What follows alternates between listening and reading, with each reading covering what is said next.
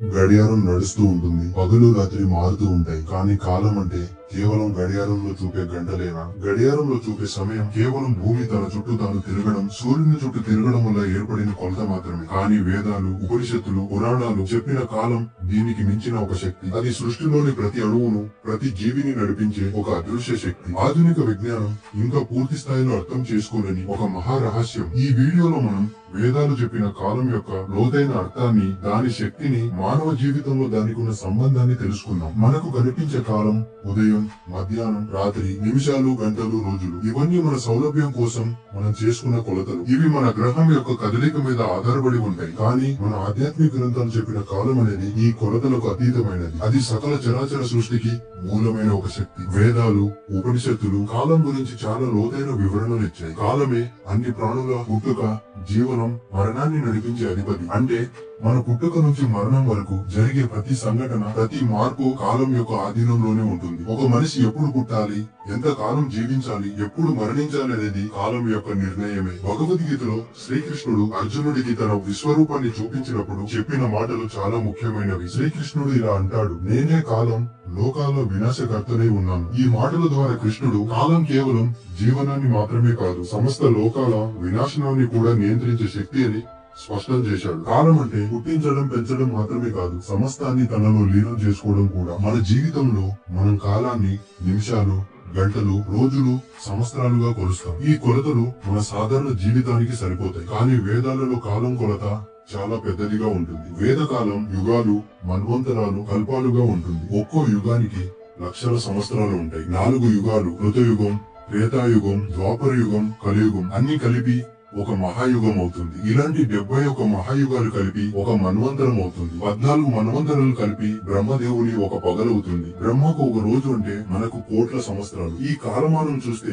మనం జీవించే కాలం ఎంత చిన్నదో అర్థమవుతుంది. ఈ విస్తృతమైన కాలమానం సృష్టి యొక్క అనంత తత్వాన్ని, కాలం యొక్క శక్తిని మనకు తెలియజేస్తుంది. ఈ విషయాన్ని ప్రస్తుత తరానికి అర్థమయ్యేలా చెప్పాలంటే మీ మొబైల్ ఫోన్ బ్యాటరీని ఉదాహరణగా తీసుకోవచ్చు. మీరు ఫోన్ వాడినా వాడకపోయినా దాని బ్యాటరీ ఒక నిర్దిష్ట సమయం వరకు మాత్రమే ఉంటుంది. ఎవరు ఆ బ్యాటరీని క్షీణించకుండా ఆపలేరు. అలాగే మన జీవితం కూడా కాలం అనే శక్తి ఆధీనంలో క్రమంగా ముందుకు కదులుతూనే ఉంటుంది. పుట్టుగానే 100% బ్యాటరీతో మొదలై ప్రతి క్షణం దాని శక్తి తగ్గుతూ చివరికి జీవం ముగుస్తుంది. ఈ కాలాన్ని మనం వేగంగా వాడేయవచ్చు లేదా నెమ్మదిగా ఉపయోగించవచ్చు, కానీ దాని ప్రభావాన్ని మాత్రం ఆపలేము. కాలం అనేది కేవలం గడియారంలో చూసే సమయం కాదు, అది ఒక శక్తి. ఇప్పుడు మనం కాలాన్ని కొలిచే విధానాన్ని చూశాం, కానీ కాలం ఎందుకు అంత శక్తివంతమైందో, అది ఎక్కడి నుంచి వస్తుంది, దాని మూలం ఏమిటి, ఈ ప్రశ్నలకు సమాధానం తెలుసుకుందాం. మనం ఇప్పటి వరకు చూసినట్లుగా కాలం అనేది కేవలం భూమి కదలిక మీద ఆధారపడి ఉన్న కొలత కాదు. వేదాలు, ఉపనిషత్తులు, పురాణాలు కాలం యొక్క మూలం గురించి చాలా లోతైన జ్ఞానాన్ని మనకు అందించాయి. వాటి ప్రకారం కాలం అనేది కేవలం ప్రకృతిలో జరిగే మార్పుల కొలత కాదు, అది ఒక చైతన్యం ఉన్న శక్తి, బ్రహ్మం నుంచి ఉద్భవించిన ఒక రూపం. వేదాలు, ఉపనిషత్తులు కాలం అనేది ఒక అనంతమైన శక్తిగా చెబుతాయి. కాలానికి మొదలు లేదు, ముగింపు లేదు, అది ఒక వృత్తంలా నిరంతరం తిరుగుతూనే ఉంటుంది. మనం చూసే ప్రతి సృష్టి, స్థితి, లయం కాలచక్రం యొక్క భాగాలే. ఒక సృష్టి అంతమైతే మరో సృష్టి ప్రారంభం అవుతుంది. ఈ చక్రం అనంతంగా కొనసాగుతూనే ఉంటుంది. కాలం అనేది ఒక మహావృత్తం. మన పురాణాలు కాలానికి ఒక దైవత్వాన్ని ఆపాదించాయి. వివిధ పురాణాల్లో కాలం వివిధ దైవశక్తులుగా వర్ణించబడింది. విష్ణు పురాణంలో కాలం విష్ణువు యొక్క శక్తిగా పేర్కొనబడింది. విష్ణువు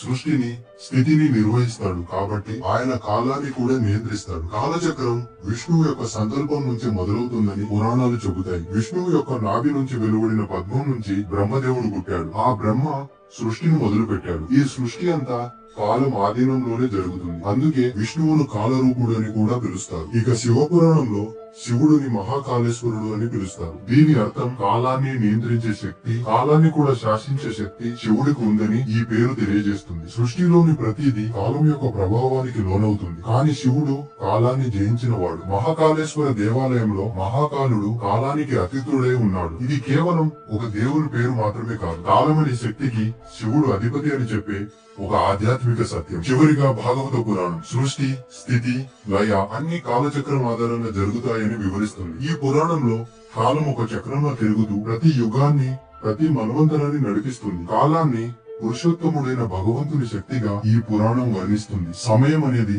సృష్టిలో జరిగే మార్పులకు, కదలికలకు కారణమైన ఒక శక్తి. కాలం ఒక శక్తి అయితే అది మన జీవితాన్ని ఎలా ప్రభావితం చేస్తుంది? మనిషి కాలాన్ని మార్చగలడా? ఈ ప్రశ్నలకి సమాధానం ఇప్పుడు తెలుసుకుందాం. మనం పుట్టిన దగ్గర నుండి ప్రతి క్షణం కాలం మన జీవితాన్ని ప్రభావితం చేస్తూనే ఉంటుంది. మన బాల్యం, యవ్వనం, వృద్ధాప్యం, చివరికి మరణం ఇవన్నీ కాలచక్రంలో స్థిరంగా నిర్ణయించబడినవి. వేదాంతం ప్రకారం ఒక మనిషి జన్మ, ఆయువు, మరణం అన్ని కాలం యొక్క ప్రవాహంలోనే జరుగుతాయి. మనం చేసే కర్మ ఫలితాలు కూడా కాలం యొక్క నియమాల ప్రకారమే మనకు లభిస్తాయి. వేదకాలం యొక్క ప్రభావాన్ని యుగాల ద్వారా వివరించాయి. యుగం మారినప్పుడు కాలం యొక్క వేగం, దాని ప్రభావం కూడా మారుతాయి. మొదటిగా కృతయుగం. ఈ యుగంలో ధర్మం 100% ఉండేది. మనుషులు ఆదర్శప్రాయంగా జీవించేవారు. ఈ యుగంలో కాలం చాలా నెమ్మదిగా కదిలేది. మనుషుల జీవిత కాలం లక్షల సంవత్సరాలు ఉండేది. ఎందుకంటే ధర్మం ఉన్న చోట కాలం నెమ్మదిగా, శాంతంగా కదులుతుంది. తరువాత త్రేతాయుగం. ఈ యుగంలో ధర్మం 75% ఉండేది. మనుషుల జీవిత కాలం కాస్త తగ్గింది. కాలం వేగం కాస్త పెరిగింది. రాముడు ఈ యుగంలో జన్మించాడు. మూడవది ద్వాపర యుగం. ఈ యుగంలో ధర్మం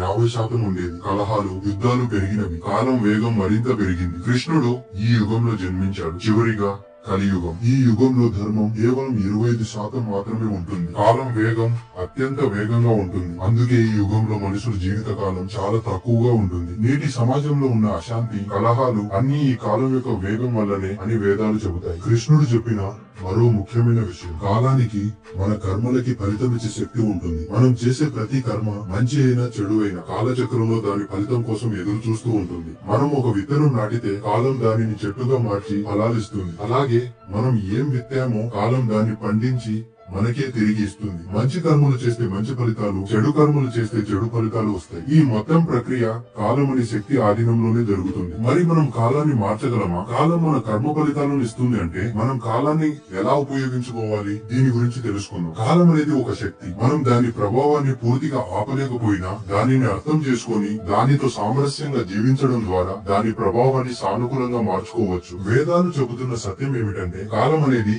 భౌతిక శరీరంపై మాత్రమే దాని ప్రభావాన్ని చూపుతుంది. ఆత్మకు కాలంతో సంబంధం లేదు. అంటే కాలం శరీరాన్ని వృద్ధాప్యానికి, మరణానికి నెట్టుతుంది కానీ ఆత్మను తాకలేదు. ఆత్మ అనేది కాలానికి అతీతమైనది. కాబట్టి మనం ఆత్మ గురించి తెలుసుకోవడం ద్వారా, అంటే ఆత్మజ్ఞానం ద్వారా కాలాన్ని దాటవచ్చు. యోగులు, ఋషులు ధ్యానంతో కాలాన్ని అనుభూతి చేసి దానిని దాటి వెళ్లారు. మనసును శాంతపరిచి బాహ్య ప్రపంచం నుంచి దూరంగా వెళ్లినప్పుడు కాలం అనే భావన మనకు ఉండదు. అదే నిర్వికల్ప సమాధి స్థితి. ఈ స్థితిలో యోగి కాలాన్ని జయించి దాన్ని అనుభూతి చెందుతాడు. ఈ స్థితిని మనం ఆత్మజ్ఞానం ద్వారా పొందవచ్చు. మరి కాలాన్ని ఎలా ఉపయోగించుకోవాలి? మన ఆధ్యాత్మిక గ్రంథాలు, మహానుభావులు చెప్పిన మొదటి సూచన ఇది. మన జీవితంలో ఒక నిమిషం కూడా తిరిగి రాదు. మనం ఒకసారి కోల్పోయిన సమయాన్ని తిరిగి పొందలేము. కాబట్టి ప్రతి క్షణాన్ని సద్వినియోగం చేసుకోవాలి. సత్కర్మలు చేయాలి, జ్ఞానాన్ని పెంచుకోవాలి, ధర్మబద్ధమైన జీవితాన్ని గడపాలి. ధర్మాన్ని పాటించడం వల్ల కాలం మనకు స్నేహితుడవుతుంది. మనం ధర్మాన్ని పాటిస్తే కాలం మనకు అనుకూలంగా మారుతుంది. కాలాన్ని జయించడానికి